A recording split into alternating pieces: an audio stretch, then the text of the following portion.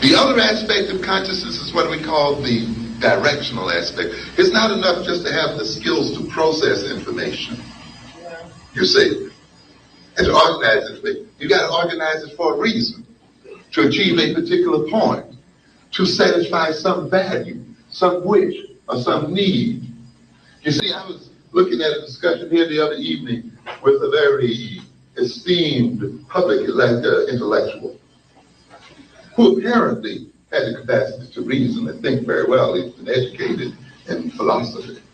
And who has apparently a good deal of knowledge.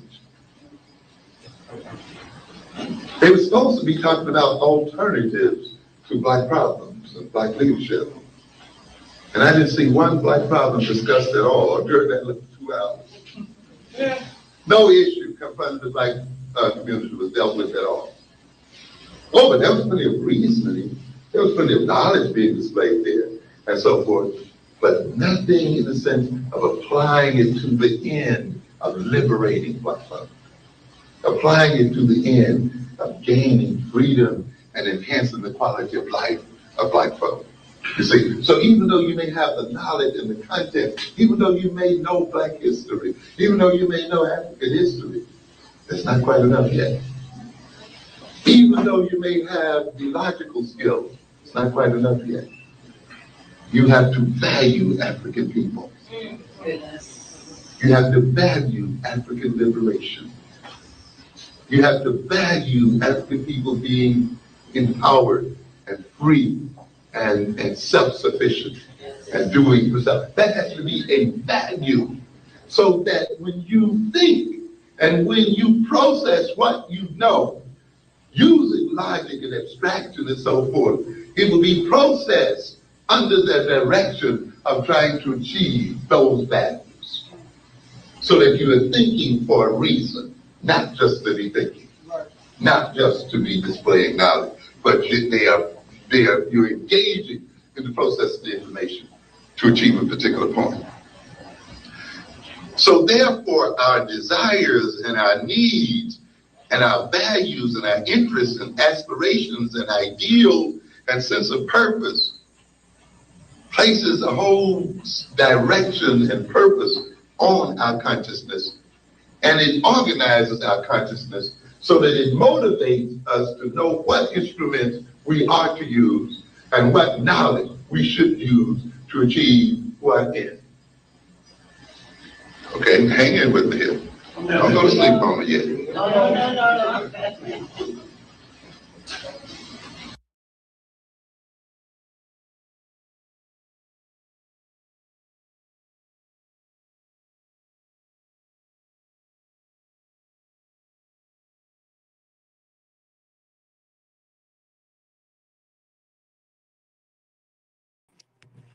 What is good, my people? We are live back again with another live broadcast on the forecast. Um, First of all, shouts out to everybody out there, everybody that will tune in, everybody that has tuned in. I appreciate all of y'all support and everybody that showed me support doing this whole thing with putting out the book, releasing the book. And I'm guessing it'll be like 3 or 4 more days before the hardcover will be ready. So we'll see. We'll see. But hopefully by Wednesday we'll have an update.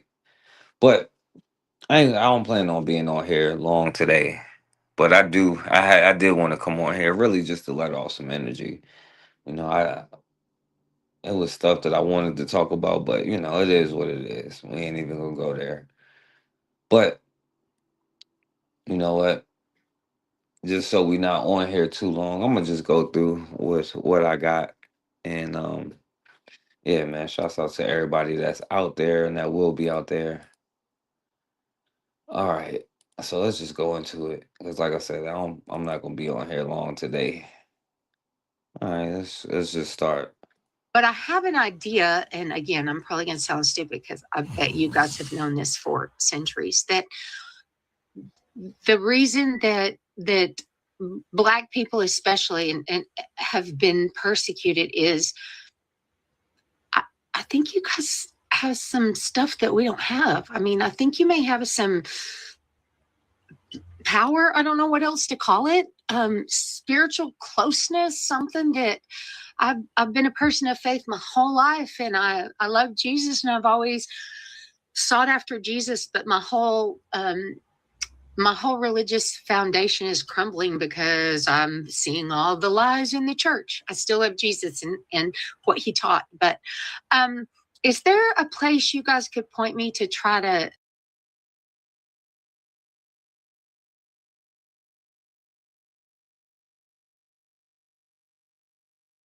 What up, my brother Anthony? What up?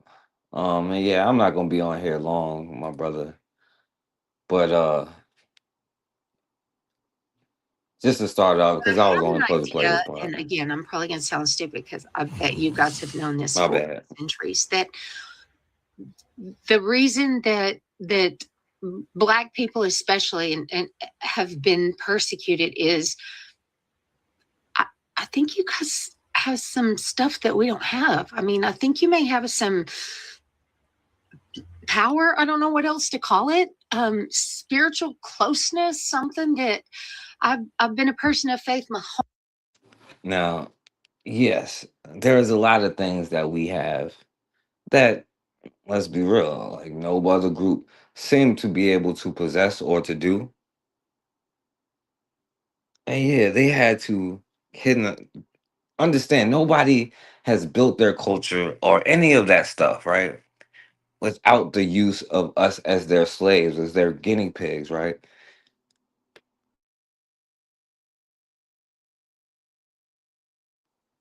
And that's why we see now, right?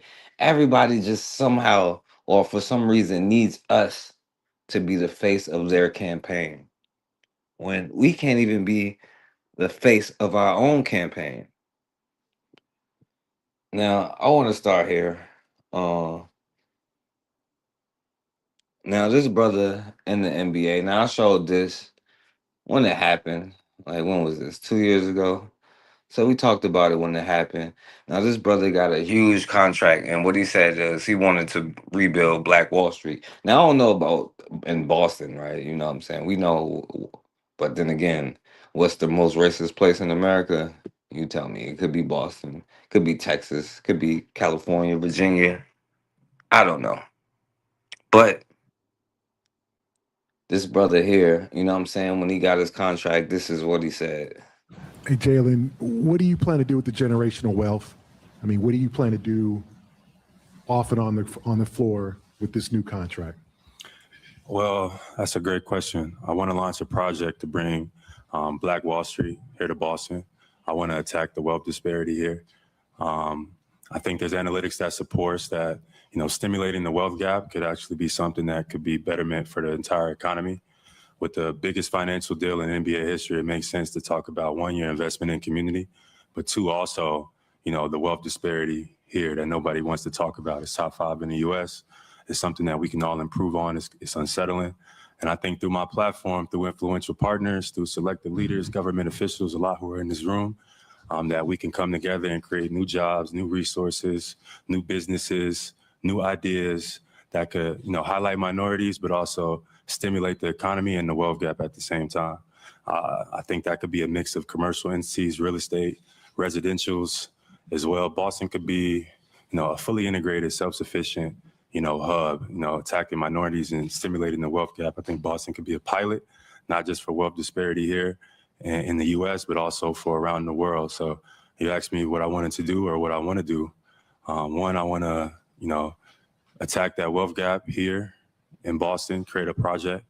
Also, I want to help stimulate the overall economy, and I want to bring Black Wall Street here to Boston.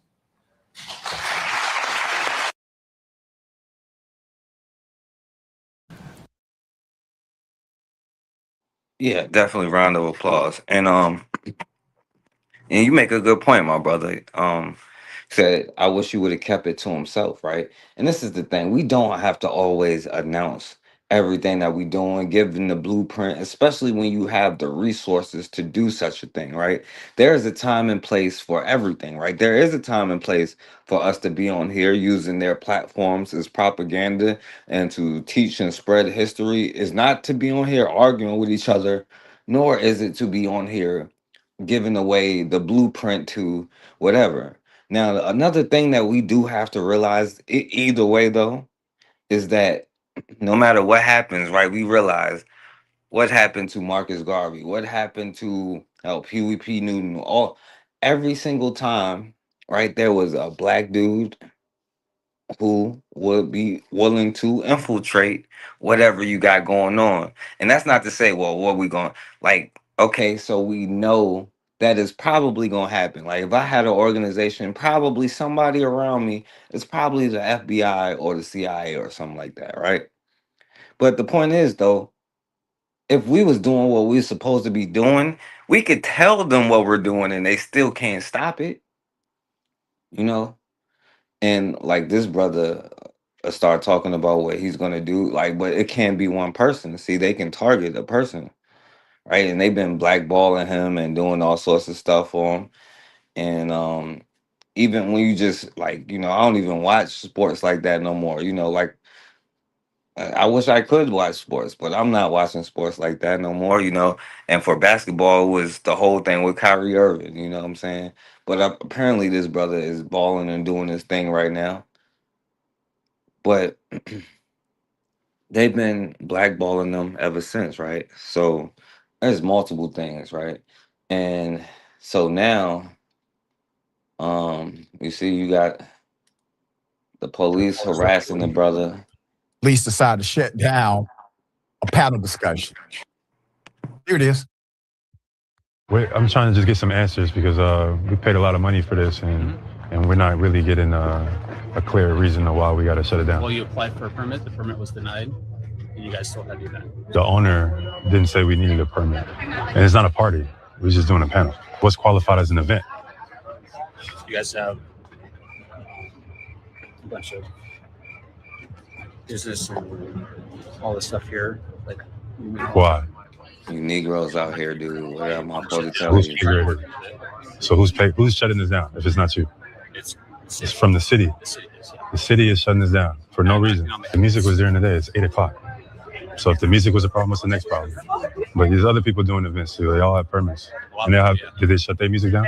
In LA, we're just trying to have an event, a panel, talking about culture, talking about future, talking about... Now, I'm not blaming the brother. I'm not talking about the brother. But, dude, I am just noticing, though. You realize how monotone that we, like, especially him, in the position that he in, how monotone we usually have to talk. But one of the structures of America is the emasculation of black males, black manhood, to the point where black men are afraid to be men and stand up and be who they are. You know what I'm saying? Leaderships, and for whatever reason, I feel like we're being targeted. We had some cool stuff planned. My apologies to y'all. We had some great people. LaRussell's here. We got streamers here. We got other people here to talk about what the future is, and I feel like we're being targeted right now. 7 p.m. It's not 2 a.m. It's not 3 a.m. It's not 12. It's literally 7 p.m. and we're getting shut down from doing a panel. Yeah.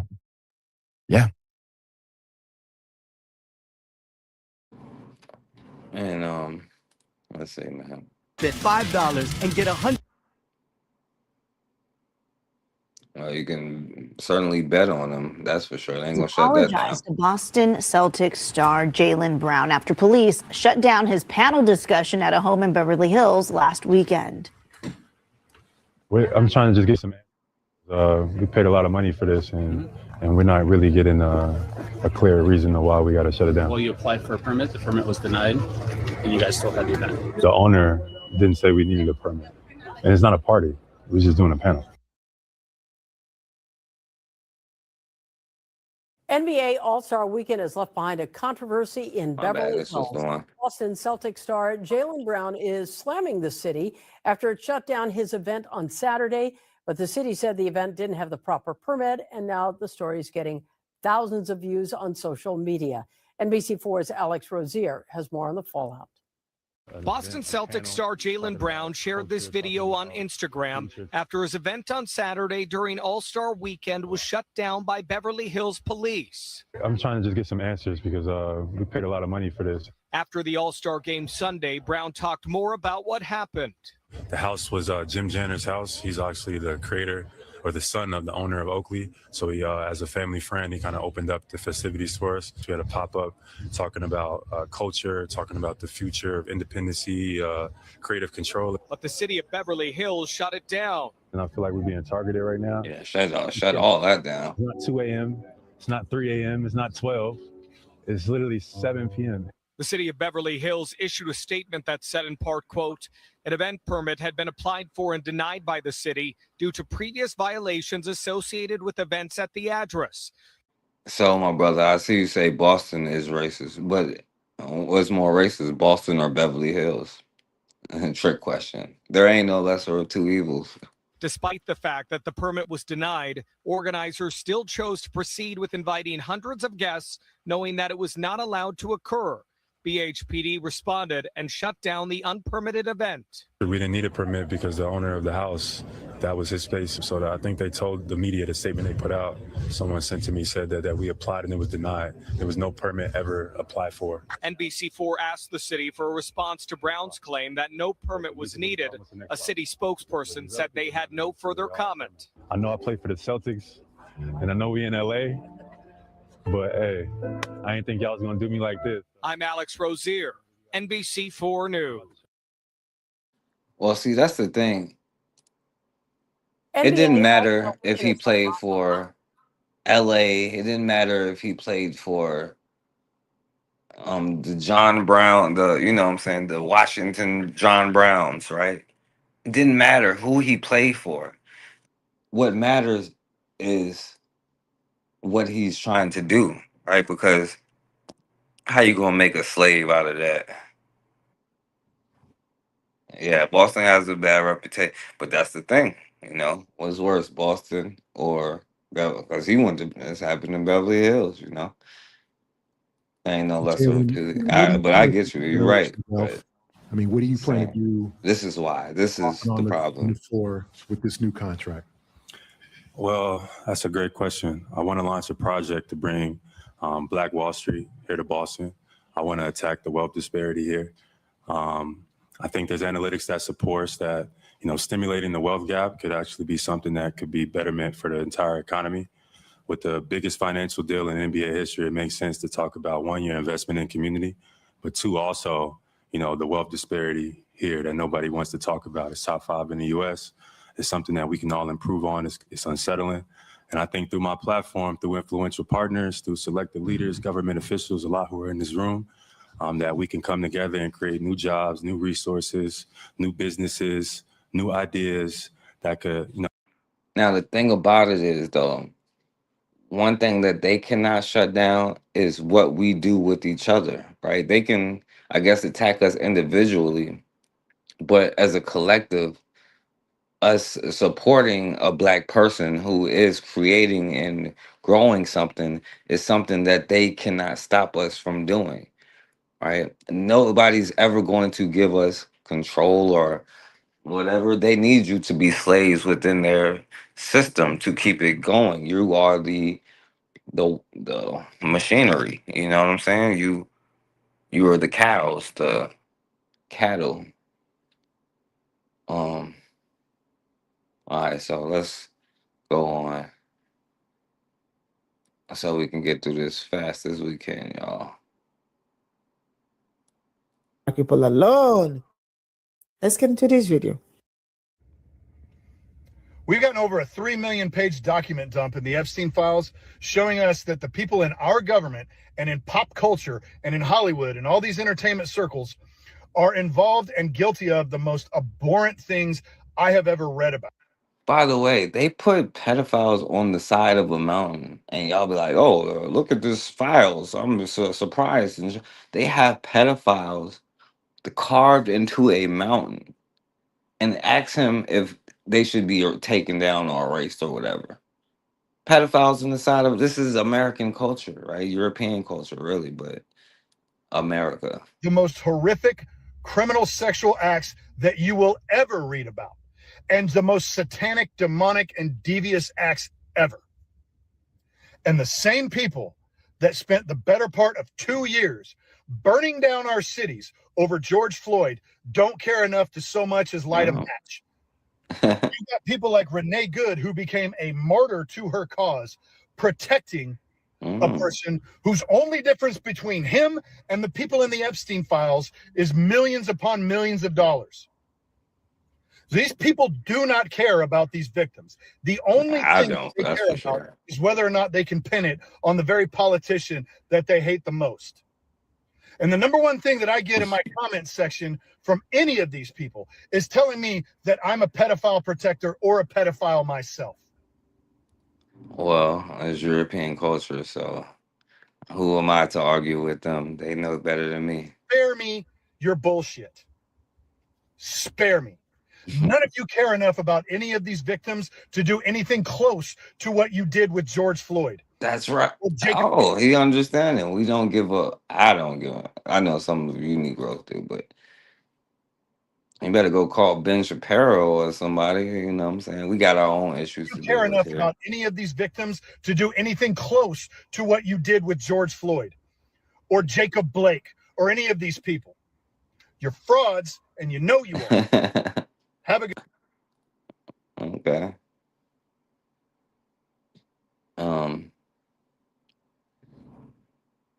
So he's wondering why, whatever. Where is it? Shit. It's like, here we go.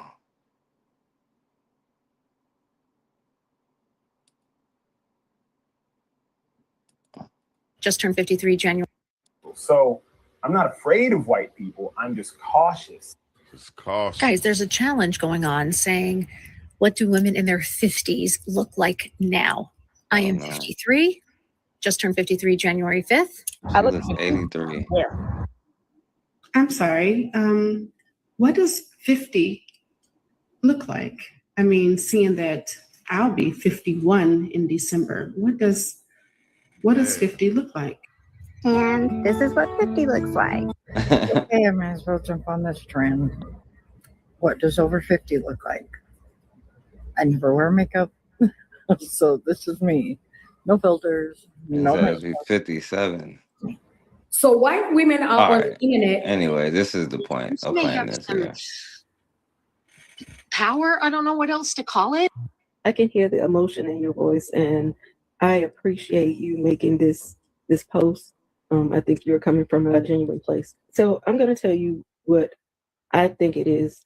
You're seeing the stress that we live with every day. For all of my adult life, the stress you are feeling now of See the white boy like, you burned down, you said the shit now. Never mind, it was a bunch of white people, white on white crime that was out there. Icon Fire, what up? Oh yeah, he's not gonna mention that. Hell, even when the fire that they're talking about, right?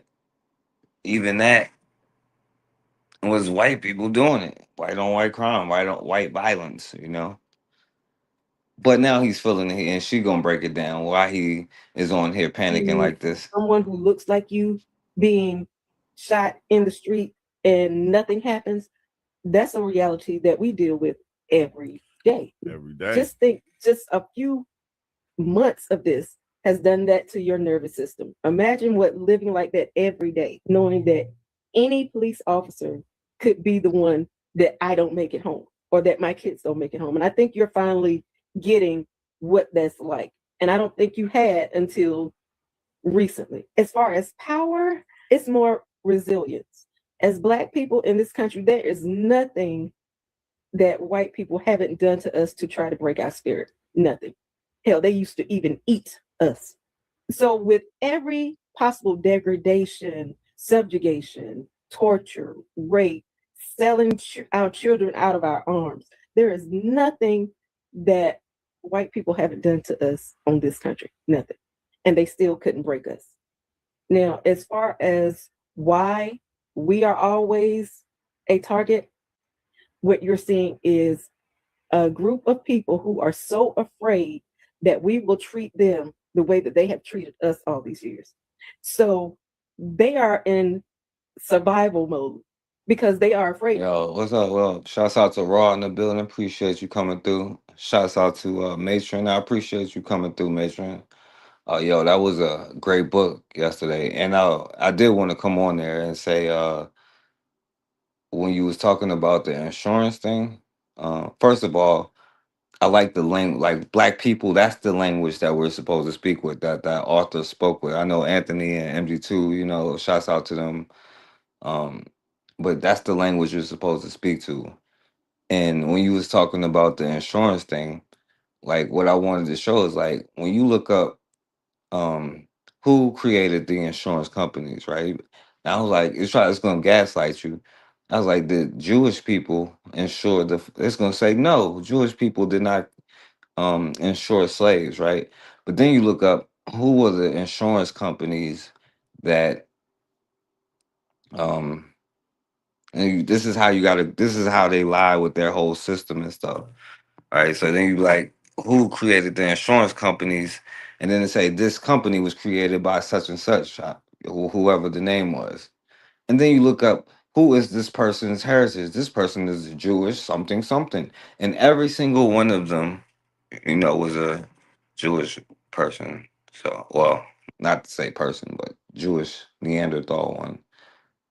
But as this sister was just saying in the Spherica, you are afraid that if we ever come to power, we are going to do to you and your sons or your fathers what you have done to us. And I think you are looking at it through the mind of white people and not necessarily the mind of the Negro. But anyway, yeah. That we So will that's what treat this them white boy. the way that they have treated us all these years. So they are in survival mode because they are afraid that we are as cruel and as vicious as what has been done to us. So they feel that they have to keep their foot on our necks. They have to keep us in check. They have to keep us afraid because if we ever want vengeance for what's been done to us, that is what you're seeing. That's why they are always on us. It's not because we are mean or because we are violent or we are vicious. It's fear that we will treat them how they think they deserve. That's the truth. Now, everything and knows what's up, right? And what should be happening, right? And those of you who just joined, this was a response to this clown dude right here. Files showing us that the people in our we've gotten over a 3 million page document dump in the Epstein files showing. Yeah, and by the way, why would you need a document when you got they carved pedophiles in the mountain? You needed some papers to tell you this? Like, what the hell? Yes, that the people in our government and in pop culture and in Hollywood and all these entertainment circles are involved and guilty of the most abhorrent things I have ever read about. The most horrific criminal sexual acts that you will ever read about. And the most satanic, demonic, and devious acts ever. And the same people that spent the better part of 2 years burning down our cities over George Floyd don't care enough to so much as light a match. You've got people like Renee Good, who became a That's right. Now I might even get some damn water in this case. Whose only difference between him and the people in the Epstein files is millions upon millions of dollars. These people do not care about these victims. The only thing that they care about is whether or not they can pin it on the very politician that they hate the most. And the number one thing that I get in my comment section from any of these people is telling me that I'm a pedophile protector or a pedophile myself. Spare me your bullshit. Spare me. None of you care enough about any of these victims to do anything close to what you did with George Floyd or Jacob Blake or any of these people.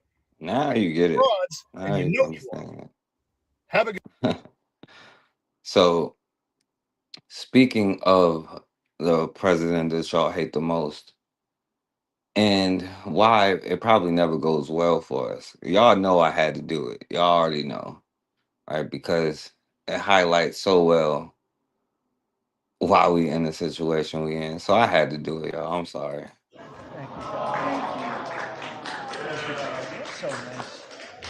I like her. Please. I like him One of too. the good ones. One thing I like about him, he keeps it real just like grandma. I appreciate that because I can trust him because he tells exactly how he feels and what he thinks. Thank God for this president.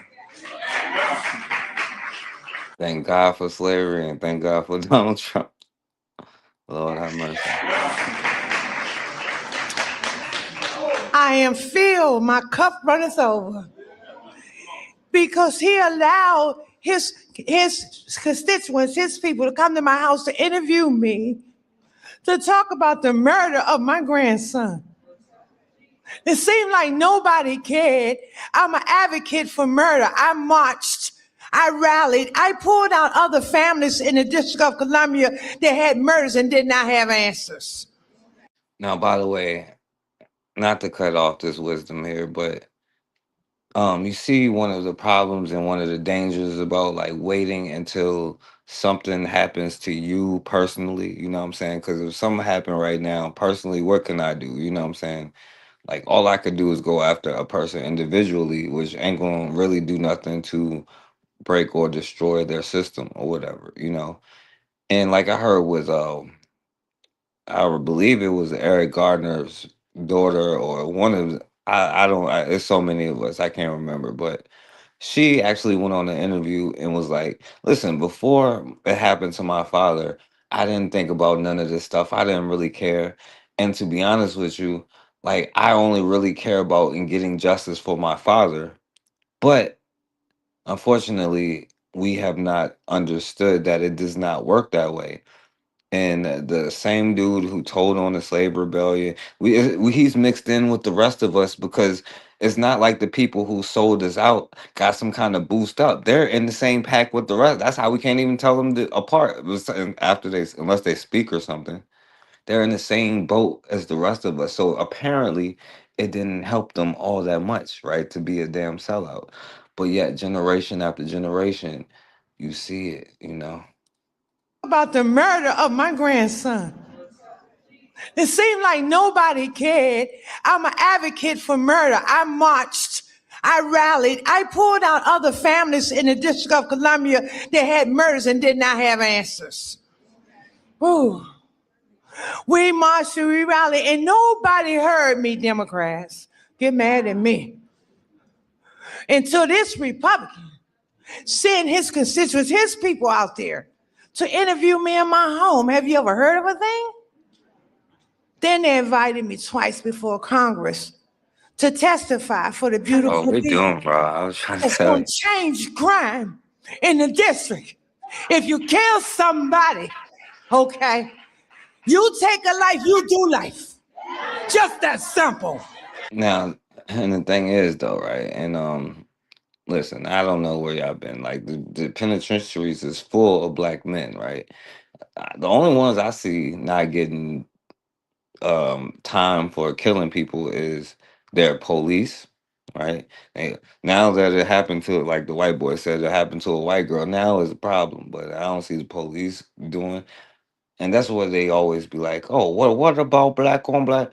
Well, if you're going, since we want to compare the police to average black people on the streets, I would rather for my tax money to go to the black people on the streets. I know they fighting over economics. You have a whole system behind you pulling me over and you getting paid to do it. So I would rather my money go to them if that's the case, right?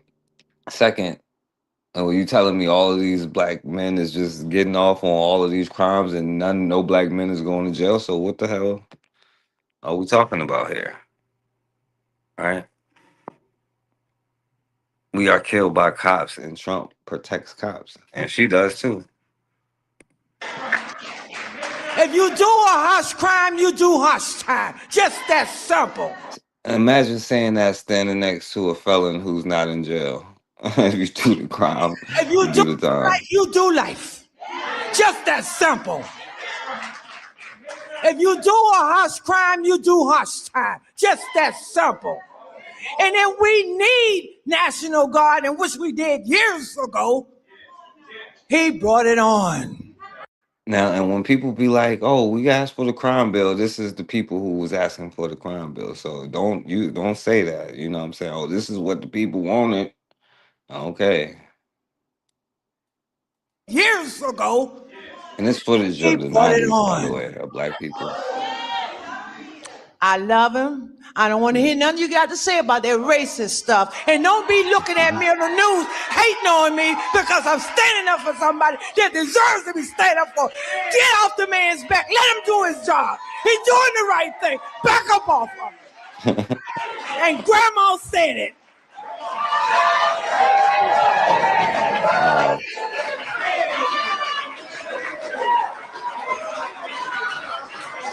One of the good ones, isn't she?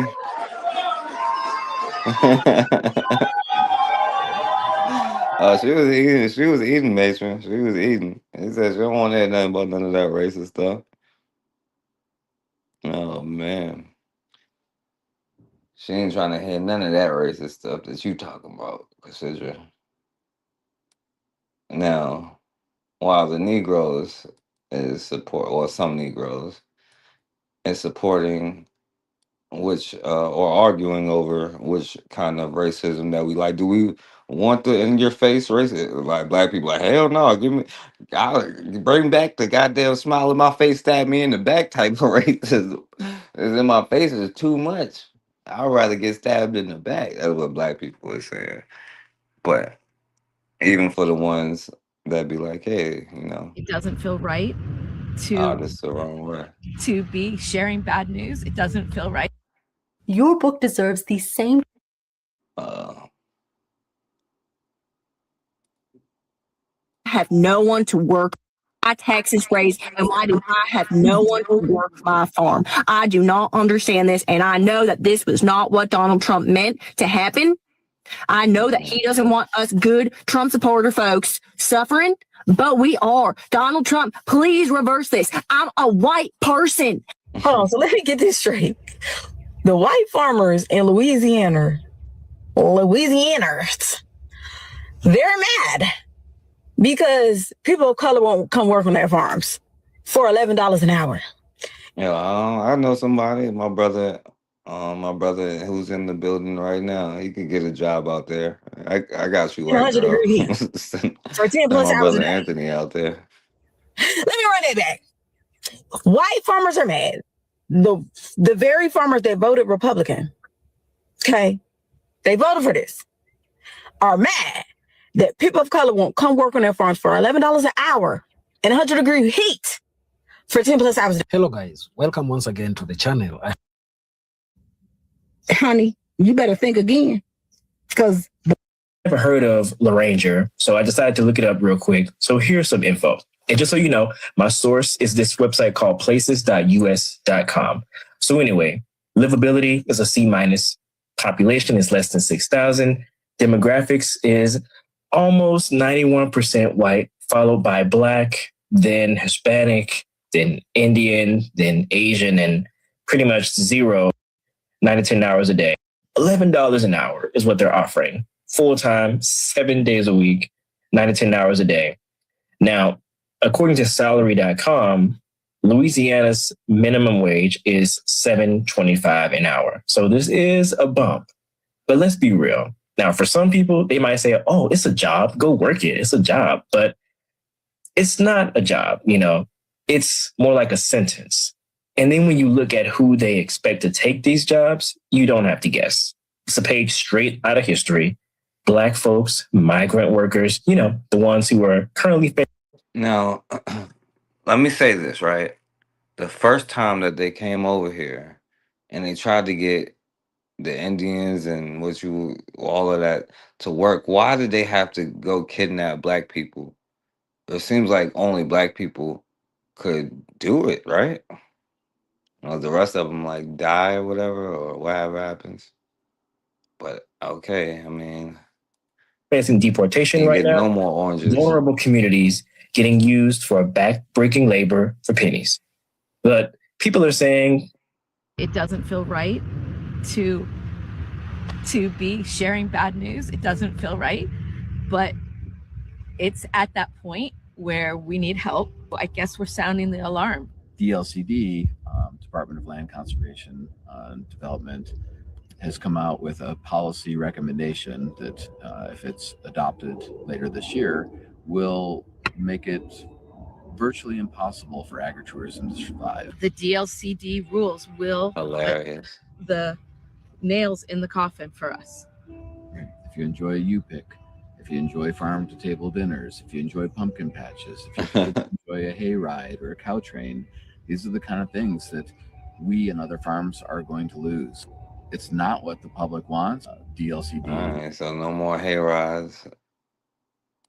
No more. We ain't supposed to be eating watermelon anyway, y'all. So we be all right. And said they forget that we are always highly skilled people that took the best jobs we could get. We have options now. It's not like the black school is the only place we can work. All right. Or that is illegal for us to be employed, right? Well, not yet anyway. So there's problems in privilege. MAGA voters are not able to accept the consequences of what they brought to power. But anyway, from this perspective and point of view, when you just left the white farmers live listening to them, thinking the blacks would be in the fields, yeah, it's hilarious. Let me know what you think in the comment section down below. All right. Okay. All right, let me hurry up. I'm not gonna be on here super late, y'all. I'm gonna hurry up, y'all. So this is how sick Europeans are. I want to talk about it too. Here is a typical social media gaffe. Something horrible happened Let me see. at the intersection of animals. You love animals more than you like black and brown people. Let's talk about it. Isabel Klee recently made a video about like the intersection of animal welfare and immigration enforcement, and I want to talk about it too. Here is a typical social media gaffe. Something horrible happens to the country, a natural disaster or a shooting or something like that. And then the comments are suddenly flooded with people worrying about the animals that were involved in the event more than they do the people. And that's always weird because like, yeah, I love animals too, but can we focus on the people? And I'm always appalled by this impulse, right? Like this desire to make people know how much you care about animals, because it doesn't signify that these people don't care about people generally. It signifies that they don't care about black and brown people as much as they care about animals. And therein lies the big ass issue. And so given all of that, like that baseline I've just provided, I get. So now they about to make a pitch to white bitches that if you want to help immigrants, they have pets, right? So that they can get them to help the immigrants or whoever they're supposed to help. They're going to say, well, they have animals, right? But we know they have they could be one of them, but they have a weird relationship with animals. A 7-year-old and a dog getting into a car accident. The car's on fire and shit. The dad's arm is missing. He's looking in the video looking for his arm. He's like, oh, where the fuck is my arm? Oh, I'm just fucking gone. I can't feel my fucking arm. Where's my arm? And then you see the wife in the corner on fire, rolling on the floor. And the kids are dead. And then you'll check the comment section. And then they talk about is the dog okay? Like fuck the kids who are dead, fuck the mom who's on fire, fuck the dad, he got no arm.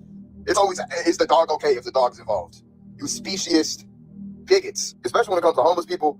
You know, there's people who don't see homeless people as human. They'll see the homeless person's dog that they own as more human than the homeless nigga. They'll go up to them. They'll go to the store, get a bunch of dog food. They'll come back to the homeless nigga. And they'll be like, hi, I just feel so bad for your dog being homeless. So I got some food for your dog.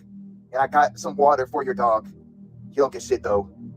You filthy subhuman. You're going to use all the money on fentanyl, aren't you? You can burn in hell, demon. Anyway, your dog. Oh, I got it some treats, some toys.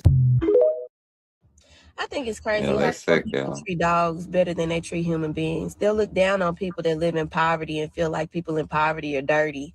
Yet they sleep with their dirty ass dogs every night and let their dirty ass dogs lick them in the mouths. And their dirty ass dogs lick themselves and lick their own asses to clean themselves. And yet y'all letting them dogs lick you in the mouth and you feel like somebody in poverty is What dirtier you than think you. they're doing to clean themselves? So Who really dirty?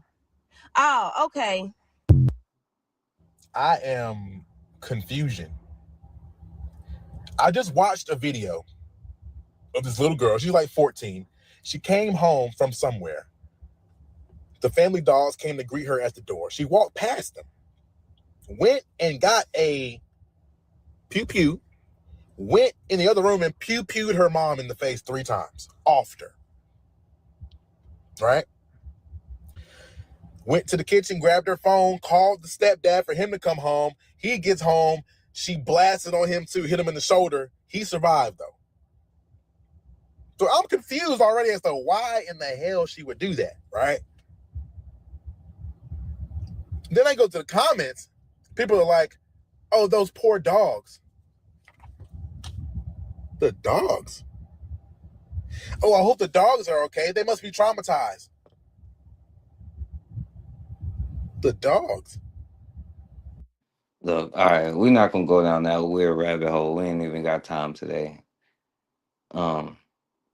Now this I want to talk about, right? Shouts out to my brother Bakari, right? But I want to show this, right? But because I know my brother is probably turning over in his grave when he hear this, you know how now HBCUs are not allowed to. Banned words. I'm News 6's Tylisa Hampton. For the last 2 years, Florida's public universities have been banned by state law from using Now HBCUs can't even say the word black in their stuff. Now I don't know how they're gonna say it's HBUs. No, HCUs. I don't know. So they can't say the B anymore. Right? I know my brother Bakari is probably turning over in his grave hearing what's going on inside of especially FAMU. $6 for diversity, equity, and inclusion programs. I spoke with a student with a historically black university. She says that there's been a change to how they celebrate Black History Month. What were some of those words that you were having pushback on?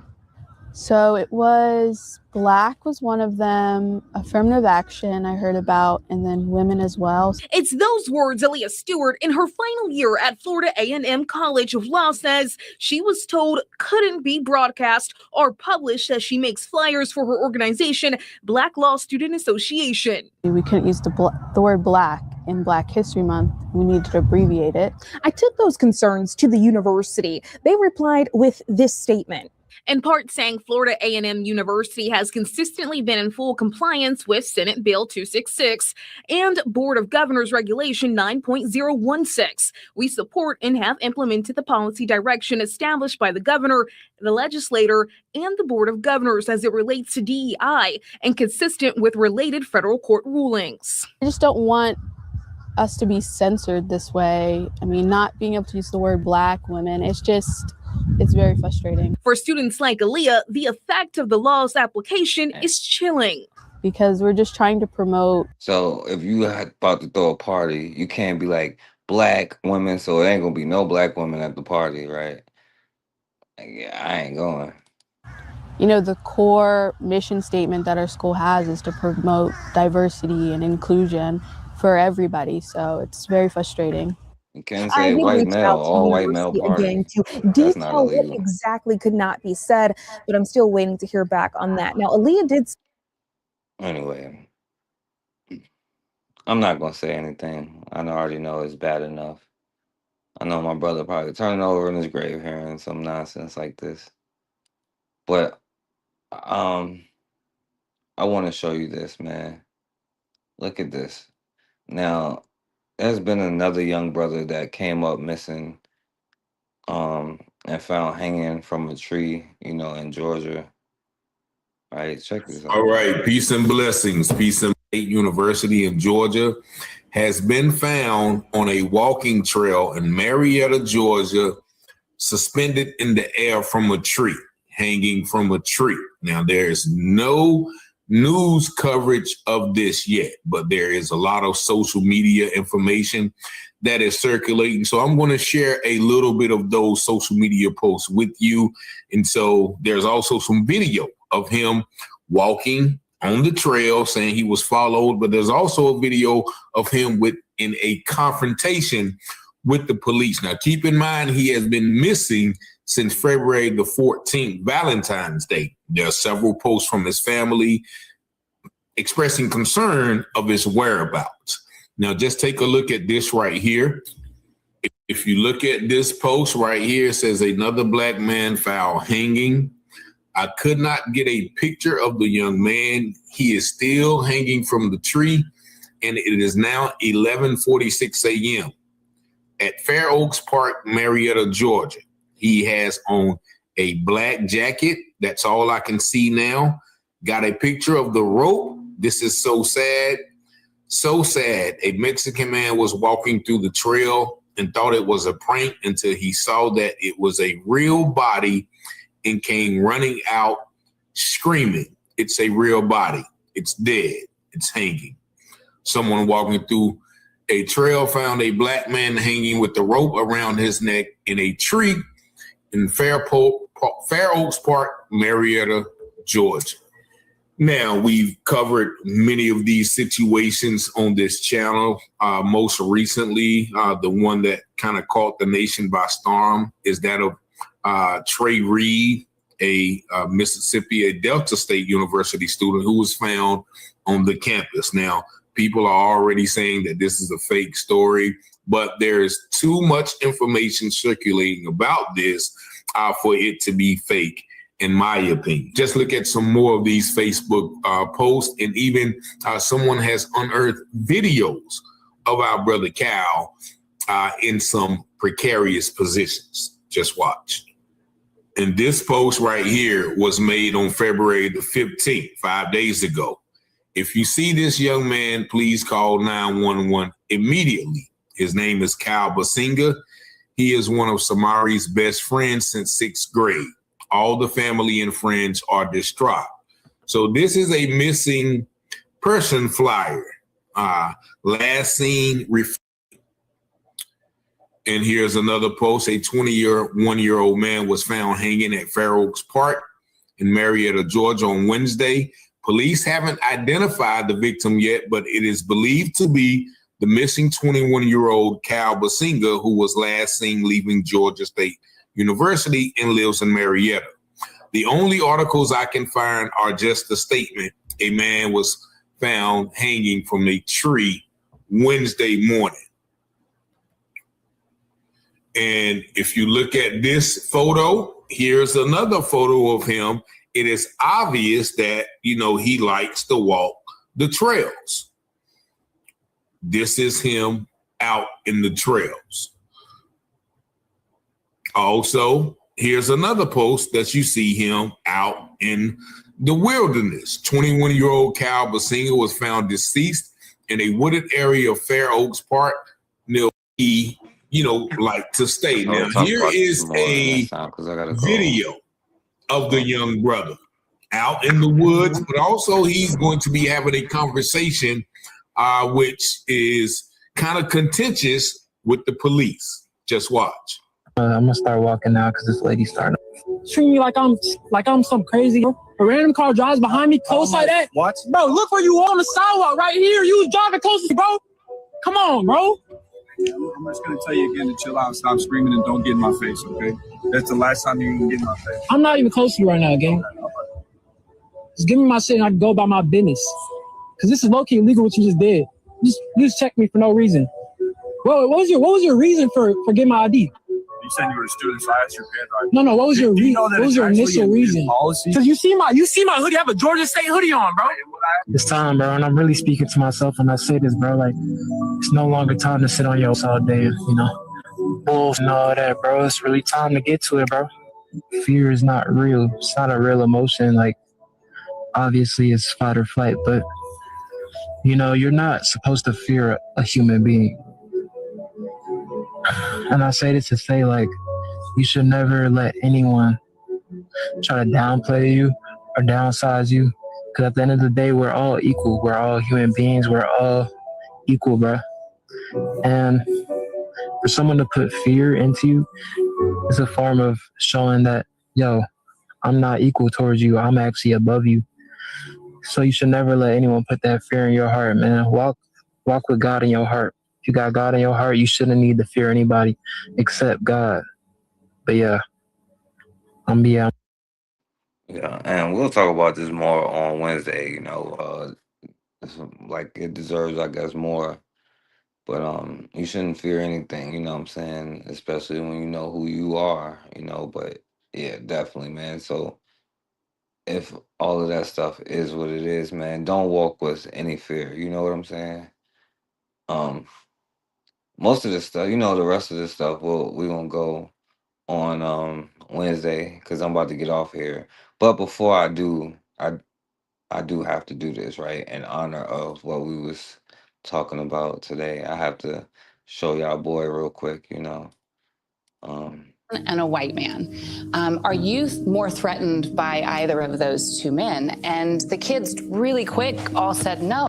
They're colorblind. I think that it's best that we raise our kids to see color because there's a beauty in color and there's a beauty in let me just go to the new Jim Crow, the last 70 years or so. Wow. That is coming a long way, right? Black people are no longer enslaved. However, there's still such a long way to go. I mean, think about this for a second.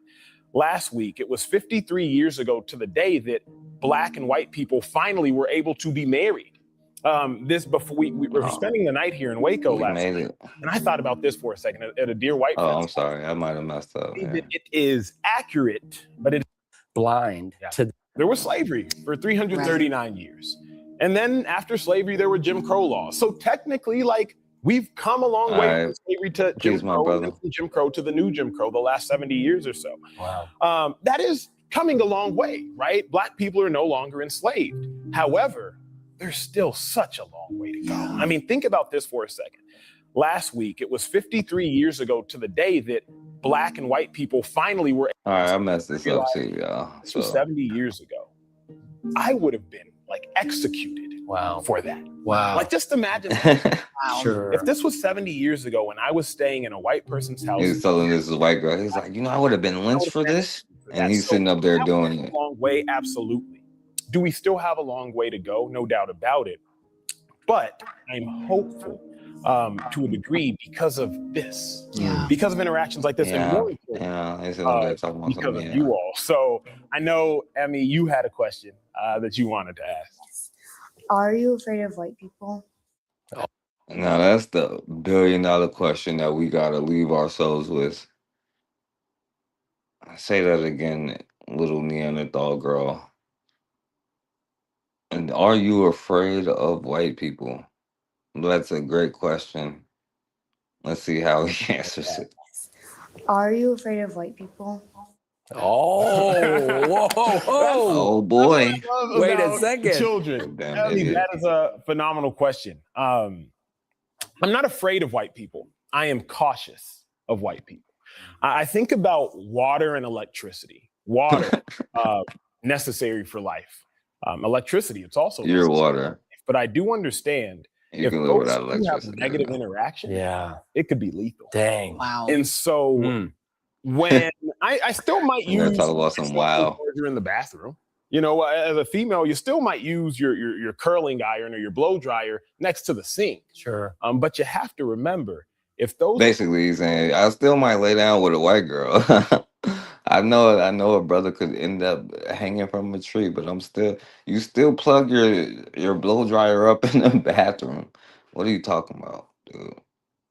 So racism is electricity and water. Curling iron or your blow dryer next to the sink. Sure. But you have to remember if those two things ever have a negative interaction, it could be lethal. So I'm not afraid of white people. I'm just cautious. And I think the beautiful thing of children and about children is that we learn things as kids and it develops us as adults, which is why you all being here with your children is the most powerful thing, because this conversation could be life-changing. And you asked me why it's babies because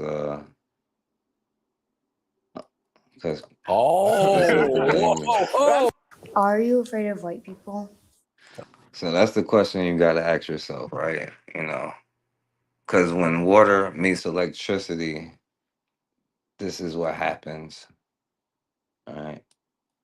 On the next episode of Leave Black People Alone. These two white dudes are arguing in a parking lot. It's like I think it's in the South, because they're arguing like, whatever, they're arguing. And the people that are are filming them are black people, and they're saying, "Oh, y'all are friends." They're actually trying to stop them from fighting. Yeah, don't do that. Y'all friends. And the guy's like, "Why don't y'all mind your business? Business, nigger," right? He's like, "Oh, you can't." And then the black people's like, "You can't be saying that. You can't be saying that." Friend trying to tell him, like, you can't be saying the N-word. You can't be saying that the N-word. Oh, no. Almost as if he isn't in the South. Say it again. No. Oh, yeah. Really? "Oh, yeah, he can't be saying it." And he's going in and going off talking, still using the N-word. "You better stop calling us." He said, "Oh, what you gonna do?" And let me tell you, the way he was blindsided with a fucking amazing Marvel comic punch, No. he got knocked the yeah. He was like, "What do you want me? What do you? I can say, bow." It So that brother wasn't afraid. But all right, let me end it with this, right? Shouts out to this brother and what he was talking about. Hey, Jalen, what do you plan to do with the generational wealth? I mean, what do you plan to do off and on the floor with this new contract? Well, that's a great question. I want to launch a project to bring Black Wall Street here to Boston. I want to attack the wealth disparity here. I think there's analytics that supports that, stimulating the wealth gap could actually be something that could be betterment for the entire economy.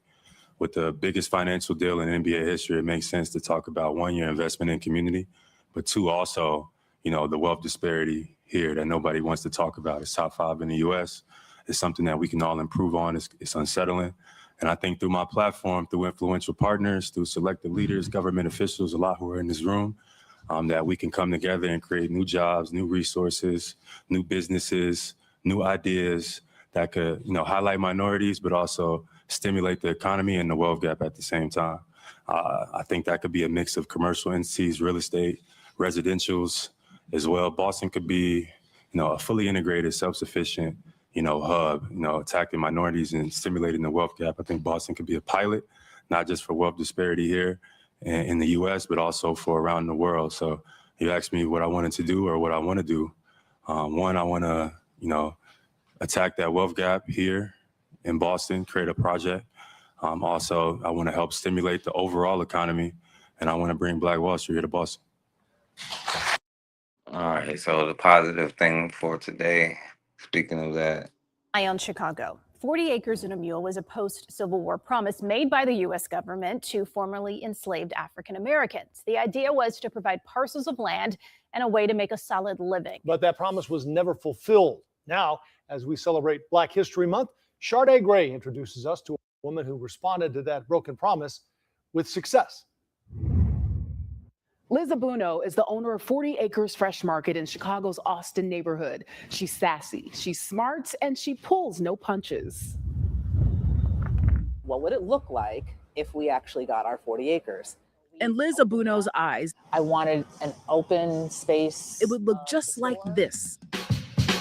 A Black, woman-owned grocery store. I wanted to harken back to an era in time, but also make it timeless with like an elevated modern feel. 40 Acres Fresh Market is at the corner of Chicago and Waller, and it stands out. The metal exterior is bold with 45-degree angle panels and trapezoidal windows. This place used to look like a prison. It was a Salvation Army thrift store, and it had like a small little entrance. There was no windows. It was just all CMU block. And so... All right, y'all. I'm about to get off of here. But we know we can't have this store at the HBCU. We can't have blacks or women. But anyway, I appreciate y'all for listening. Shouts out to my brother Anthony, who was in the building. Shouts out to Matron. Shouts out to Raw. Shouts out to Icon Fire. Shouts out to everybody else. Make sure y'all subscribe to Matron too. That was a great reading. Appreciate that author. Shouts out to MD2. And everybody who was in the building. Karma 804. Shouts out to her. And I'll be back on Wednesday. So much love to all y'all. And as always, man, we have got to start standing for something, or we're gonna keep falling for anything.